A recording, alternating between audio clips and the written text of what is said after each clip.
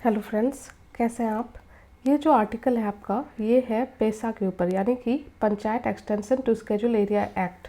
देखिए, जो छत्तीसगढ़ है उसने नोटिफाई किया है rules for implementation of the panchayat extension to schedule area act, जो हम पेसा एक्ट के भी नाम से इसे जानते हैं। तो देखिए, जो ये एक्सटेंशन हुआ है उसके बाद फ़ायदा क्या होता है, क्यों मतलब पेसा एक्ट इतना इम्पॉर्टेंट हो जाता है। देखिए, पहले तो कि जो ग्राम सभाज है, जो ट्राइबल एरियाज़ के ये ग्राम सभा है, इनको पावर मिल जाता है कि वो लैंड एक्विजिशन कर सके, यानी कि वो किसी आसानी से किसी भी लैंड को डिसीजन ले सकते हैं लैंड एक्विजिशन के बारे में। लैंड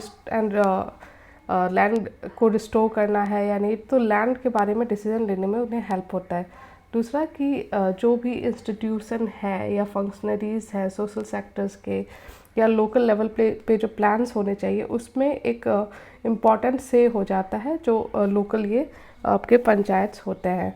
तीसरा है कि जो माइनर वाटर बॉडीज़ हो गया या माइनर फॉरेस्ट प्रोड्यूस पे भी इनका मैनेज या ओनरशिप डिसाइड करने का इनके पास पावर होता है। लास्टली जो रेगुलेट कर सकते हैं ये लीकर का sale, consumption, village market, money lending पे इनका कंट्रोल रहता है।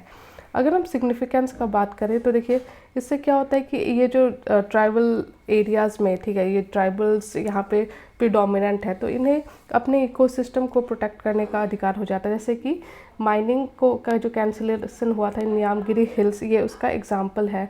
दूसरा कि जो ग्राम सभास है वो और ज़्यादा एम्पावर हो जाती है, वो डेवलप कर सकती है प्लान्स जो भी रिक्वायरमेंट होता है उसके अनुसार।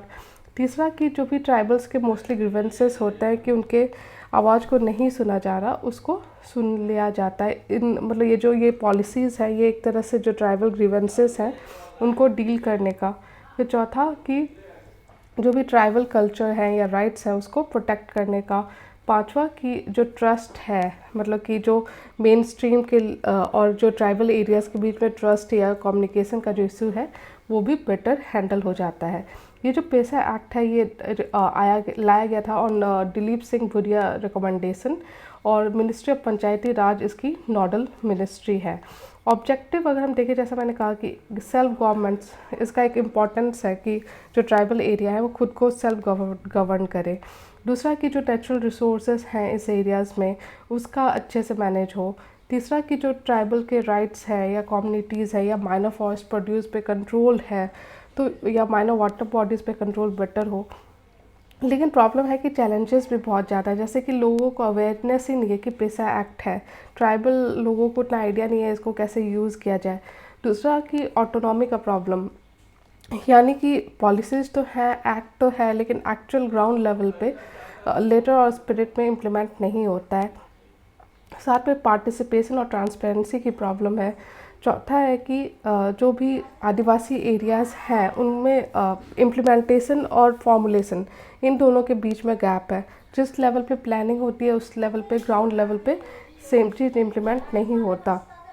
उसके बाद एक और मेजर प्रॉब्लम है कि एक्सपर्टाइज, जो फंक्शनरीज़ हैं वो जो लोग काम करने वाले हैं ग्राउंड लेवल पे, उनकी कमियां हैं। फिर छठा है कि जो इंस्टीट्यूशनल मैकेनिज़्म है वो गलत है। लास्टली क्लैरिटी नहीं है कि किस तरह से पॉलिसीज़ को ग्राउंड लेवल पे इम्प्लीमेंट किया जाए, क्या कमियां हैं, उस पर कैसे काम किया जाए। ये जो गैप है आपको अच्छे से दिखेगा जब आप पेसा एक्ट के बारे में बात करते हो। लास्टली ओवरलैपिंग फंक्शन है बहुत ज़्यादा, मतलब कि अलग अलग फंक्शनरीज काम करते हैं, स्टेट गवर्नमेंट है, पंचायत है या सेंट्रल गवर्नमेंट है, तो तीनों के बीच में ओवरलैपिंग, कई सारे डिपार्टमेंट और इंस्टीट्यूशन के बीच में ओवरलैपिंग फंक्शन हो जाता है, और इसलिए जो पैरेलल आपका वर्किंग देखने को मिलता है और डुप्लीकेशन देखने को मिलता है।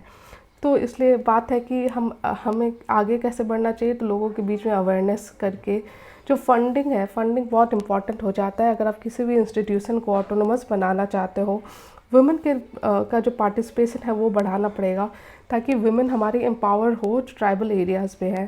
साथ में कम्युनिटी ओनरशिप और यूनिफॉर्मिटी ऑफ लॉ, क्योंकि बाकी भी जो एक्ट है जैसे इंडियन फॉरेस्ट एक्ट या लैंड एक्विजिशन एक्ट, उसको और ज़्यादा हमको स्ट्रीमलाइन करना होगा according to the PESA act. तो इस तरह से हमने इसका वे फॉरवर्ड देख लिया। तो आई होप आपको ये पूरा जो वीडियो है वो समझ में आया होगा, जो मेरा तरीका है समझाने का वो अच्छा लग रहा होगा।